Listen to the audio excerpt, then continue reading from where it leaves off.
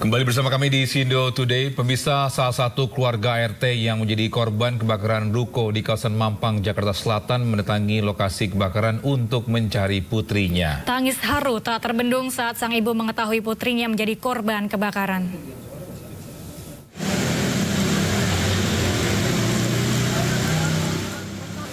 Raut wajah kesedihan terpancar dari keluarga korban kebakaran di Mampang, Jakarta Selatan. Ya Allah, udah pulang lah. Pulang. Udah hujan gini. Sang ibu bahkan tak tahan meneteskan air mata dan sesekali menyebut nama putrinya yang turut menjadi korban dalam peristiwa kebakaran ruko pembuat figura tersebut. Menurut sang ibu, putrinya bernama Tiara baru bekerja sejak tanggal 8 April lalu, menggantikan seorang ART yang pulang libur lebaran. Ibunya juga mengatakan jika anaknya Tiara hendak berencana kembali ke kampung halaman di Jawa pada hari ini 20 April 2024. Ngantiin yang Mbak pulang, temen aku. Terus? Dia mau kemana? Namanya siapa, Bu? Anaknya, Bu? Tiara. Sementara kakak korban menuturkan adiknya mendapat pekerjaan sebagai ART di ruko tersebut dari rekan korban. Di Jawa. Waktu dapat lamaran kerja di sini dari mana, Mbak? Dari temennya. Usai mendatangi tempat kejadian perkara, polisi akhirnya mengarahkan pihak keluarga untuk mendatangi kamar jenazah Rumah Sakit Polri Jakarta Timur, tempat dibawanya ke-7 jenazah korban kebakaran. Di Jakarta, Helmi Sanjangbati, iNews melaporkan. Sementara itu, 7 jenazah korban kebakaran toko figura di Mampang, Jakarta Selatan diidentifikasi di Rumah Sakit Polri Kramat Jati dan korban menderita luka bakar hingga 100%, sehingga proses identifikasi akan memakan waktu.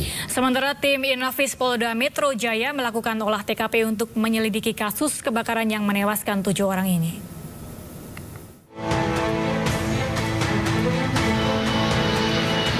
Proses identifikasi 7 jenazah korban kebakaran toko figura di Mampang, Jakarta Selatan terus berlangsung. Korban terdiri dari 5 orang dewasa, 1 anak dan 1 balita, namun belum dapat dijelaskan secara rinci identitas para korban karena mengalami luka bakar hingga 100%. Pihak kepolisian juga masih menerima laporan dari keluarga atau kerabat korban untuk dimintai data antemortem guna memastikan identitas para korban. Sementara sejumlah keluarga korban telah tiba di Rumah Sakit Polri Kramat Jati untuk menyerahkan data antemortem.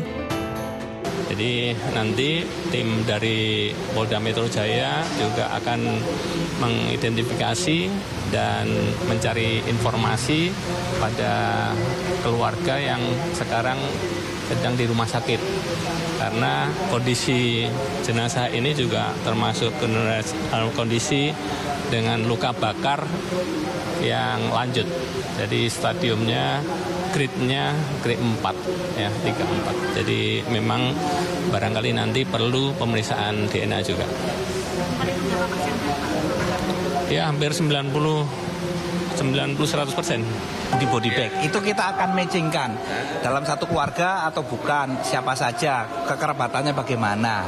Saat ini disampaikan beliau untuk pemeriksaan DNA ya kita cari kekerabatannya melalui pemeriksaan anamnesis tadi ya.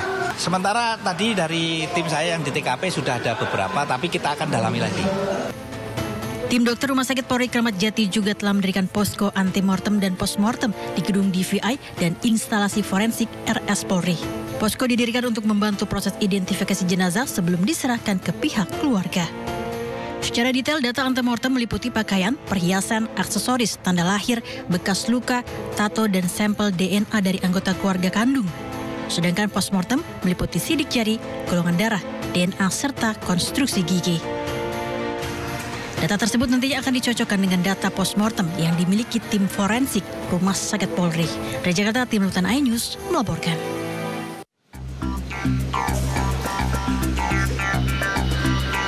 Posko antemortem didirikan di gedung instalasi pelayanan DPI Rumah Sakit Polri Kramat Jati, Jakarta Timur. Pihak keluarga yang merasa anggota keluarganya menjadi korban kebakaran bisa mendatangi posko antemortem dengan membawa sejumlah data primer dan sekunder seperti sidik jari, riwayat kesehatan gigi atau foto-foto semasa hidup korban. Data tersebut nantinya akan dicocokkan dengan data postmortem yang dimiliki tim forensik Rumah Sakit Polri. Jika seluruh jenazah telah berhasil diidentifikasi, selanjutnya seluruh jenazah akan dikembalikan ke pihak keluarga. Sementara tim Inapis Polda Metro Jaya melakukan olah TKP di lokasi kejadian. Beberapa petugas Inapis Polda Metro Jaya tampak memasuki halaman luar TKP yang sudah dipasangi garis polisi. Kebakaran yang terjadi di Ruko Piguran Mampang, Jakarta Selatan menewaskan 7 orang termasuk 2 orang anak-anak. Jenazah berhasil dievakuasi ke Rumah Sakit Polri Kramat Jati untuk diidentifikasi. Ketujuh korban ditemukan tewas di dalam satu ruangan di lantai 2. Sementara 5 korban yang terluka dilarikan ke RSUD Mampang Perapatan dan Rumah Sakit Pusat Pertamina untuk perawatan intensif. Dari kemarin kejadian kita sudah lakukan rekayasa lalu lintas dengan menutup akses jalan Mampang Perapatan Raya dari arah Kuningan ke Warung Buncit. Saat ini masih upaya untuk sterilisasi karena dari petugas pemadam kebakaran masih memastikan bahwa api benar-benar sudah padam. Jadi saat ini masih ada upaya pendinginan dan setelah semuanya selesai, clear, kemudian kami akan buka lalu lintas.